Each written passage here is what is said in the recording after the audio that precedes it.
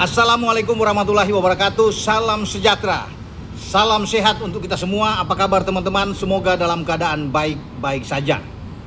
Nanti malam 20.30 di Pakansari, tim asuhan John Herman akan bertarung dengan tim asuhan Kim Sang-sik. Indonesia versus Vietnam. Ini yang ditunggu-tunggu dan ini adalah ujian sebenarnya bagi Garuda kita.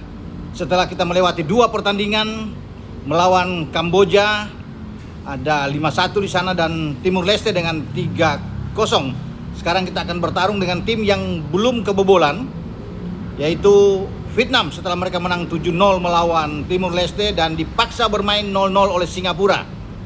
Dan ujian itu ada di lini depan, terutama bagi striker kita, striker muda yang sedang naik daun, Mitchell Baker. 4 gol, saat ini berada di puncak ya, daftar pencetak gol terbanyak Piala AFF atau ASEAN Hyundai Cup. Dan Mitchell Baker pasti akan mendapatkan perhatian khusus di lini belakang Vietnam. Mereka pakai 3 dan 1 pemain mereka, Doan Van Hau, pasti akan ditugaskan oleh Kim Sang-sik untuk terus mengawasi pergerakan dari Mitchell Baker. Dia akan ditugaskan untuk bagaimana meredam, bagaimana Mitchell Baker ini yang punya naluri insting yang sangat bagus di dalam kotak penalti untuk mencetak gol. Nah, menarik ya, pasti Mitchell Baker akan coba untuk memberikan perlawanan di sana untuk bisa menarik keluar pemain-pemain belakang Vietnam, akan membuka ruang bagi lini kedua Indonesia. Ya, tentunya di lini kedua kita tahu kita punya gelandang-gelandang yang bagus. Tom Hai, sang pemain yang sangat-sangat berpengaruh di tim Indonesia. 3 assist melawan Kamboja, 1 gol yang spektakuler, tendangan bebas melawan Timur Leste. Dan juga pasti selain Mitchell Baker, maka Tom Hai akan menjadi perhatian bagi pemain-pemain Vietnam. Kita tidak tahu apakah Kim Sang-sik akan memberikan tugas khusus kepada seorang pemain, yang Nguyen Van Duc ya, atau Nguyen Van Vie yang akan mengawal. Itu kita tunggu saja. Tapi yang pasti untuk Mitchell Baker, karena dia orang yang punya persentase tertinggi dalam hal mencetak gol, akan diawasi oleh pemain-pemain belakang Vietnam, terutama Doan Van Hau. Tetapi kita punya keunggulan dengan 2 pemain yang berada di flank yang punya kecepatan. 2 pemain tersebut adalah Doni Tri Pamungkas dan Ragnar Oratmangun. Inilah kemampuan kita untuk bisa melakukan penetrasi, merobek pertahanan ya sisi kanan dari Vietnam, sehingga dari sinilah peluang-peluang itu saya pikir akan tercipta. Dan kita lihat ketika melawan Timur Leste kan pergerakan dari Doni Tri memberikan umpan kepada Sain Patinama yang menghasilkan gol. Ragnar memberikan crossing yang sangat bagus, dihasilkan dengan baik oleh Mitchell Baker. Dan saya berharap bahwa sektor ini akan menjadi sektor yang paling penting, karena inti kekuatan kita ada di Doni Tri dan juga di Ragnar Oratmangun ketika John Herman memainkan 3-4-3. Sudah pasti akan mengembalikan lagi Rizky Ridho sebagai kapten ke-11 ditemani oleh Sandy Walsh di kanan dan Sain Patinama di kiri. Itu yang mengubah arah permainan kita ketika sulit untuk bisa mencetak gol ke gawang Timur Leste, ketika dipaksa bermain imbang 0-0 di babak pertama. Dan John Herman harus memainkan mereka karena seakan-akan kita agak frustrasi, padahal Timur Leste bermain dengan 10 pemain. Dan akhirnya Sain Patinama memecah kebuntuan itu sebelum ada gol dari Tom Hai dan juga dengan Mitchell Baker.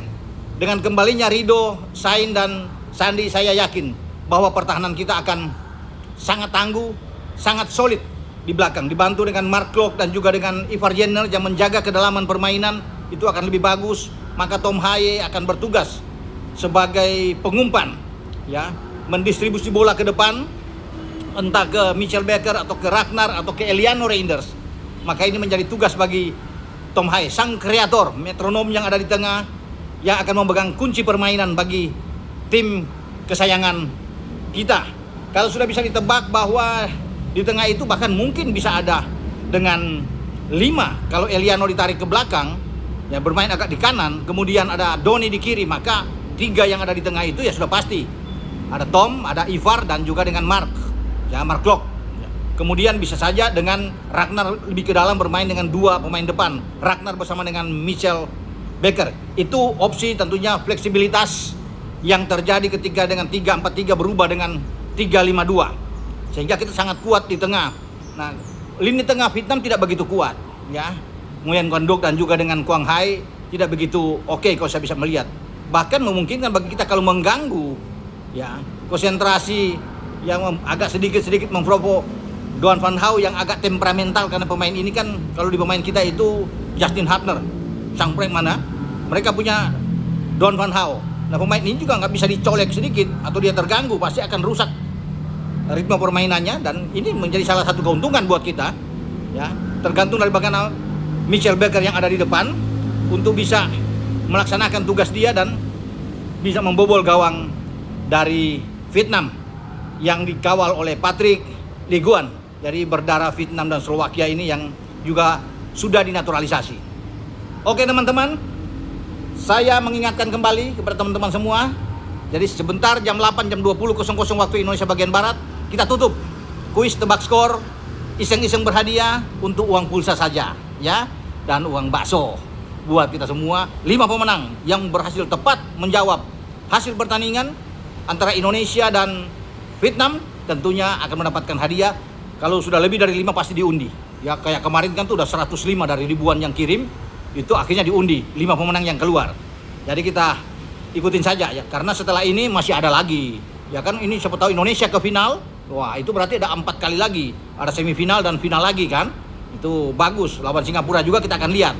Kalau oke, kita bikin lagi. Ini hanya untuk ya iseng-iseng berhadiah buat teman-teman semua, biar ada uang-uang pulsa lah buat teman-teman, atau makan bakso kan lumayan.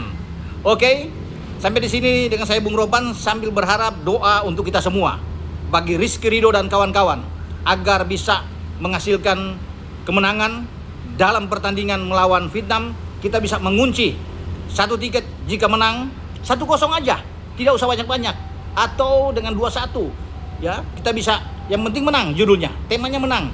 9 poin itu sudah cukup buat kita untuk bisa lolos, walaupun kita masih ada 1 pertandingan melawan Singapura pada tanggal 7 Agustus yang akan datang, tapi itu tidak ada pengaruh, dan ini kemenangan ini akan bisa membawa Vietnam terjungkal, ya, tidak akan bisa lolos lagi karena berat buat mereka, walaupun ada sisa 1 pertandingan, karena Singapura melawan dengan Indonesia cukup bermain imbang saja, Singapura pasti lolos. Makanya Vietnam akan habis-habisan partai hidup mati mereka di Pakansari menghadapi Indonesia. Kita juga harus melawan partai hidup mati juga, anggap saja buat kita, karena kemenangan itu menjadi harga mati dan kita dapat 3 poin sehingga bisa melangkah ya lebih enak lagi menuju ke babak semifinal. Oke, sampai di sini. Wassalam. Ciao.